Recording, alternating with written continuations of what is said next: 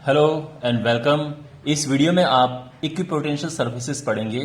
Physics 12th class के chapter 2 का part है ये। तो इक्विपोटेंशियल सर्फेसेस क्या होती हैं? मान लो कि ये चार्ज है प्लस क्यू, इसके अराउंड जहां जहां पे पोटेंशियल एक जैसा होगा, अगर हम उनको ज्वाइन कर दें तो इक्विपोटेंशियल सर्फेसेस बन जाएंगी। तो इक्विपोटेंशियल सर्फेस जो होती है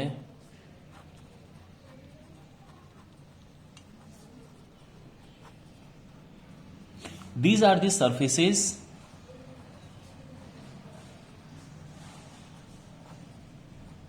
where electric potential is same. Electric potential is same. तो फॉर एग्जाम्पल अगर ये चार्ज है, इसके अराउंड ये एक स्फीयर बना दिया हमने, और अगर इस स्फीयर पे इलेक्ट्रिक पोटेंशियल एक जैसा है, मान लो कि 4 वोल्ट है, तो हम इस सरफेस को इक्विपोटेंशियल सरफेस कहेंगे। तो ये ध्यान रखना, इक्विपोटेंशियल सरफेस मींस यहां पे पोटेंशियल एक जैसा है, तो 4 वोल्ट 4 वोल्ट 4 वोल्ट 4 वोल्ट, तो ये तो है इक्विपोटेंशियल सरफेस। अलग अलग तरह की सरफेसेस होती है, सब मैं कवर कराऊंगा। इसके बाद इनकी प्रॉपर्टीज है। तो पहली प्रॉपर्टी तो ये है कि इक्विपोटेंशियल सरफेस में एक पॉइंट से दूसरे पॉइंट पे जाने में कोई काम नहीं होता है। तो no work is done in taking और moving a charge from one point to other point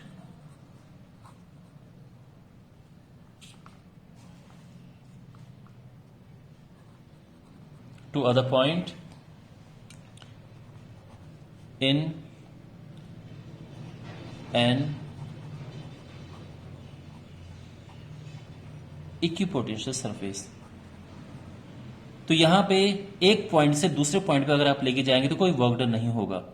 तो मान लो ये ए पॉइंट है, यहां पे पोटेंशियल VA है, ये बी पॉइंट है, यहां पे पोटेंशियल VB है। अगर आप किसी चार्ज को यहां से यहां पे लेके जाते हो तो वर्क डन क्या होता है? वर्क डन होता है चार्ज VA माइनस VB लिखो या VB माइनस VA लिखो, डिपेंड करता है कहां से कहां पे लेके जा रहे हैं, लेकिन ये जीरो होगा। क्यों? क्योंकि VA और VB तो बराबर हैं, तो वर्क डन जीरो होगा। तो ये तो हो गया है कि no work is done.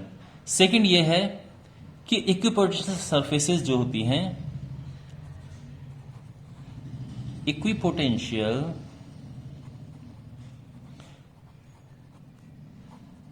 surfaces are perpendicular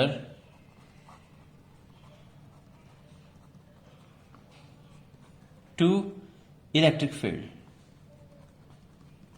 तो जो इलेक्ट्रिक फील्ड है उसके परपेंडिकुलर होता है इक्विपोटेंशियल सरफेस। कैसे? मैं आपको समझाता हूं।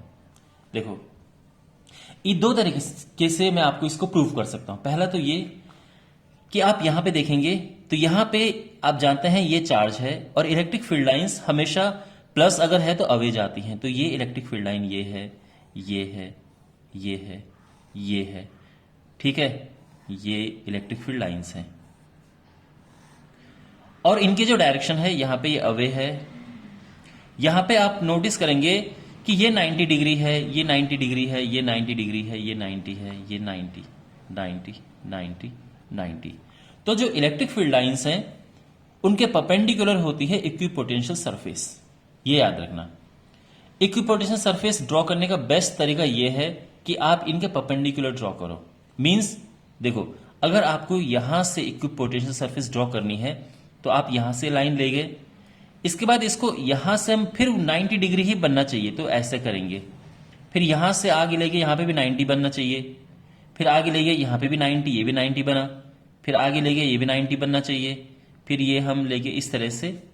तो ये जब हम पूरा का पूरा सर्कल देखेंगे तो ये भी अपने आप में इक्विपोटेंशियल सरफेस है।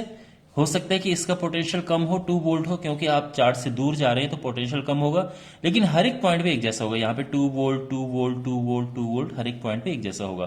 तो क्या बताया मैंने कि जो इलेक्ट्रिक फील्ड है उसके परपेंडिकुलर होती है इक्विपोटेंशियल सरफेस। अगर मुझे प्रूव करना है तो मैं आराम से प्रूव कर सकता हूं। देखो कैसे। आप जानते हैं कि dv होता है E डॉट dr, ये आप जानते हैं, ठीक है। डीवी यानी चेंज इन पोटेंशियल। अब हम बात अगर करें इक्विपोटेंशियल सरफेस की, एट इक्विपोटेंशियल सरफेस जो डीवी है वो जीरो हो जाएगा। क्यों? चेंज तो है ही नहीं भाई, यहां पे भी 2 है, यहां पे भी 2 है, तो डीवी तो जीरो हो गया। डीवी यानी स्मॉल चेंज इन पोटेंशियल, तो वो तो जीरो है। अगर ये जीरो है तो फिर ई डॉट डी आर क्या हो जाएगा? वो भी जीरो हो जाएगा।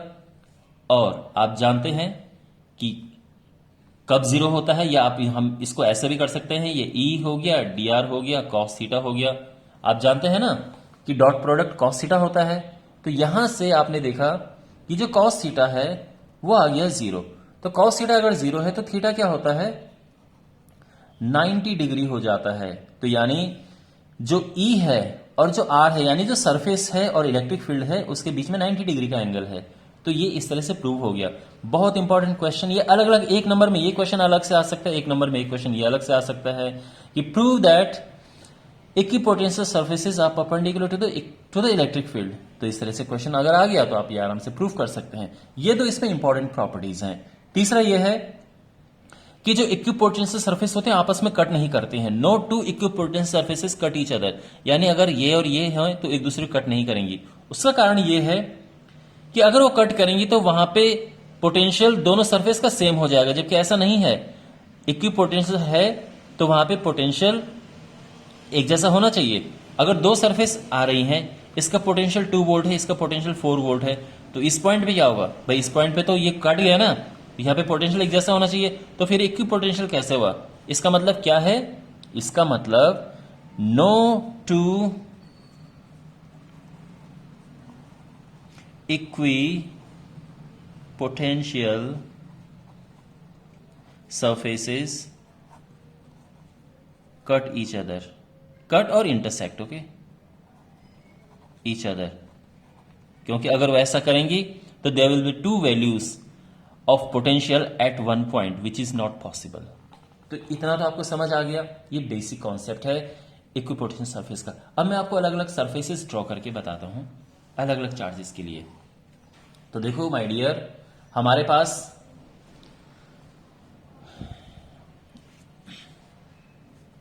ये हमारे पास सबसे पहले एक पॉजिटिव चार्ज की इक्विपोटेंशियल सरफेस ड्रॉ करते हैं। ये अलग बात है, हम पहले ही ड्रॉ कर चुके हैं, लेकिन एक पॉजिटिव चार्ज है। तो देखो, एक तरीका, सबसे बेस्ट तरीका ये कि आप पहले तो यहां से इलेक्ट्रिक फील्ड लाइंस बना दो।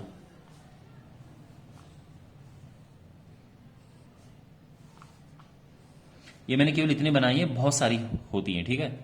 ये करोड़ों में होती हैं लाइंस, लाइक लाखों में और हजारों में लाइंस होती हैं इस तरह से। ये वैसे इमेजिनरी लाइंस है, लेकिन हम अज्यूम करते हैं कि एक इलेक्ट्रिक फील्ड के लिए एक लाइन हम ड्रॉ करते हैं जो उसकी वैल्यू होती है। एनीवे, यहां पे ये बाहर की तरफ जा रहा है इलेक्ट्रिक फील्ड, क्योंकि पॉजिटिव चार्ज है।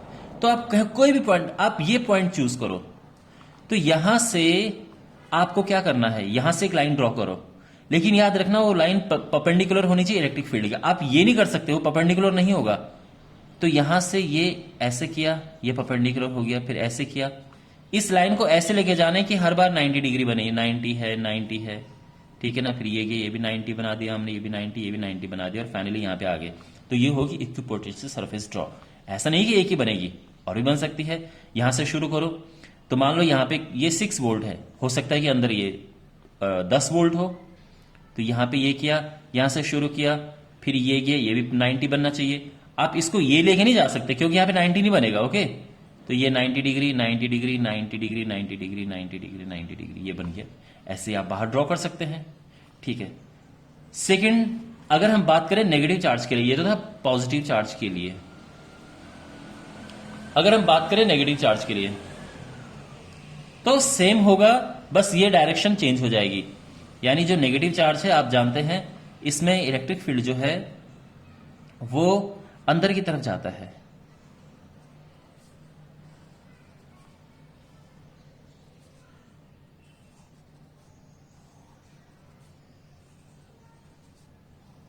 अच्छा, यहां पे भी सेम करेंगे। ये पॉइंट मान लो यहां से हम एक ड्रॉ कर रहे हैं, तो यहां से शुरू किया हमने, तो बार बार हमें ऐसे लेके जाने की इलेक्ट्रिक फील्ड के परपेंडिकुलर हो, परपेंडिकुलर परपेंडिकुलर, तो ये हो गया। ठीक है, इसी तरह से हम यहां से ड्रॉ कर सकते हैं। ये किया, यहां पे भी 90 आना चाहिए, ये भी 90 है। ठीक है, फिर ये 90 90 90 डिग्री इस तरह से चलते हुए और फाइनली ये हो गया। तो जहां जहां आप ऐसे सर्कल ड्रॉ कर सकते हैं वो सारे इक्विपोटेंशियल सरफेसेस होंगे। आप यहां पे कर सकते हैं, आप यहां पे कर सकते हैं, बीच में कहीं भी कर सकते हैं, बट वो एक दूसरे को कट नहीं करनी चाहिए, ध्यान रखना। तीसरा मैं आपको बताता हूं, तीसरा है डाइपोल। मतलब अगर आपके पास एक पॉजिटिव और एक नेगेटिव चार्ज हो तो क्या करें? तो ये है एक पॉजिटिव चार्ज और ये है एक नेगेटिव चार्ज। अब इसका देखो, तो आपको पता है कि इलेक्ट्रिक फील्ड क्या होता है, ऐसे जाता है, प्लस से माइनस की तरफ जाता है। ये हो गया, ये हो गया, फिर ये है, फिर ये हुआ, फिर ये है, ये हुआ, ये है। ठीक है, ऐसे यहां पे ये हुआ इस तरह से।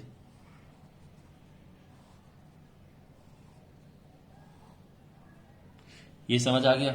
इस तरह से ये बना डाइपोल की इलेक्ट्रिक फील्ड लाइंस। अब देखो, सबसे पहली बात तो ये कि मान लो आपने यहां से ड्रॉ किया इक्विपोटेंशियल सरफेस के लिए, मान लो कि आपने यहां से ड्रॉ किया, तो देखो कैसे होगा। तो यहां से अगर आपने ड्रॉ किया तो आपको देखो किस तरह से जाना पड़ेगा। ये देखो, यहां से लाइन ड्रॉ की तो अब ये बीचों बीच जाना पड़ेगा आपको, क्योंकि 90 बनना चाहिए भाई, ऐसे करके 90 तो बनेगा नहीं ना। फिर ये भी 90 हो गया, ये भी 90, ये भी 90, इस तरह से ये इक्विपोटेंशियल सरफेस हो गई। यहां पे आप ये देख लो, ये तो इसके लिए आप और अंदर जाओ तो यहाँ पे, फिर यहाँ पे ये 90 हो गया, फिर ये 90 है, फिर ये 90 है, फिर ये 90 है, तो ये इक्विपोटेंशियल सरफेस बन गई। ऐसी तरह से यहाँ पे देखो, ये 90 है, फिर ये 90 है, फिर ये 90, जो लाइन है उनके परपेंडिकुलर बनना चाहिए, ध्यान रखना। ये 90 है, ये 90, और इस तरह से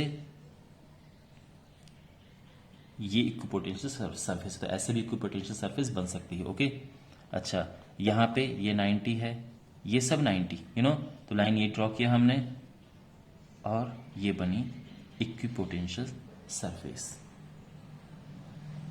ओके, क्लियर? तो इस तरह से बनेगी, ये डाइपोल है, डाइपोल की इक्विपोटेंशियल सरफेस ऐसे बनेगी। एक ये है, यहां से ये हुआ, फिर ये लिया, ये लिया, ये लिया, ये लिया, ये तो देखो एक लाइन ये गई, एक लाइन फिर ये गई, एक लाइन ये गई, एक ऐसे है, एक ऐसे है। आप चाहो तो और अंदर बना सकते हो इसमें, ये ऐसे, एक ये बनेगा और एक ये बनेगा। ठीक है, क्लियर हो गया? अच्छा, अब मैं एक फाइनली आपको इस तरह का करवाता हूं जिसमें दोनों लाइक चार्जेस हैं, दोनों ही मान लो कि पॉजिटिव चार्जेस हैं। फिर कैसे करेंगे देखो, तो अगर दोनों पॉजिटिव हैं, ये भी पॉजिटिव है और ये भी पॉजिटिव है, तो कैसे बनेंगी इसमें लाइंस? तो यहां पे आप जानते हैं कि ऐसा तो है नहीं कि लाइन यहां से यहां पे चली जाएगी, भाई ये दोनों एक दूसरे को रिपेल करेंगे, तो इनकी लाइन भी एक दूसरे को रिपेल करेंगी। तो यहां से तो खैर ये अवे जा रहा है, ये तो बहुत सिंपल है। लेकिन मान लो कि जो लाइन इधर भी जाना होगा वो इधर जाएगी नहीं, वो यहां से ऐसे घूम के आ जाती है। ये इलेक्ट्रिक फील्ड लाइंस हैं। तो देखो दो दो काम हो रहे हैं आपके, इलेक्ट्रिक फील्ड लाइंस भी ड्रॉ हो रही हैं और इक्विपोटेंशियल सरफेसेस भी ड्रॉ हो रहे हैं। ये ठीक है,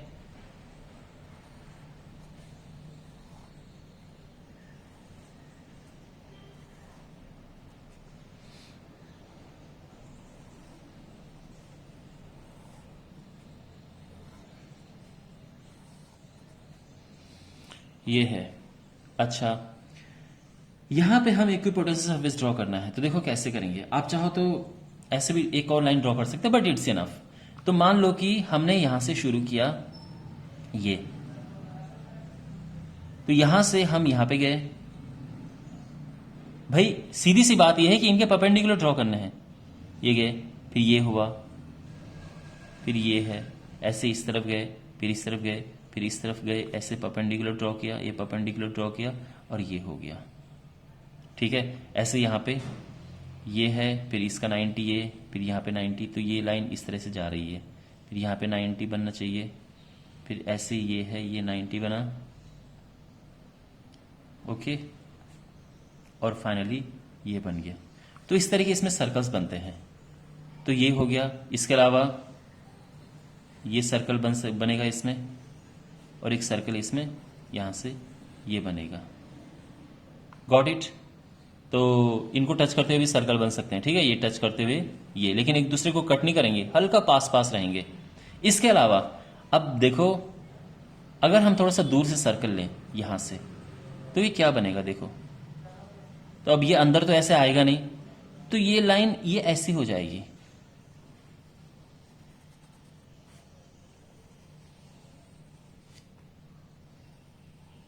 समझ गए? ये है इसका। तो इस तरह से आप दूसरी भी आप ऐसे ही ड्रॉ कर सकते हैं। तो ये अगर हमारे पास दो इक्वल एंड पॉजिटिव चार्ज हैं, ये हैं 2 इक्वल एंड पॉजिटिव चार्जेस। लेकिन अगर हमारे पास दो अनइक्वल एंड पॉजिटिव चार्ज, मान लो कि ये +4e है और ये केवल +e है, तो कैसे बनेंगे? तो देखो, मैं आपको सिंपली लाइन ड्रॉ करके बता देता हूं। आप जानते हैं कि +4e जो है, इसका इलेक्ट्रिक फील्ड स्ट्रांग होगा और पोटेंशियल भी इसका स्ट्रांग होगा, इसका दोनों कमजोर होंगे। तो जो सर्कल होगा वो इस लाइन के पास में होगा। तो यानी ये ध्यान रखना, इक्विपोटेंशियल के लिए अगर हम ड्रॉ करेंगे तो इस तरह से कुछ आएगा।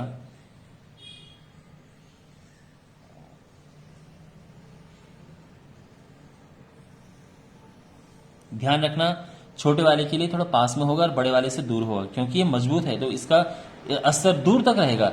ये थोड़ा वीक है तो इसका असर थोड़ा पास पास तक रहेगा, इसीलिए। तो ये आप समझ लेना कि ये इसकी लाइन इस तरह से बनेगी। ये बेस्ट इसका रिप्रेजेंट करने का तरीका है।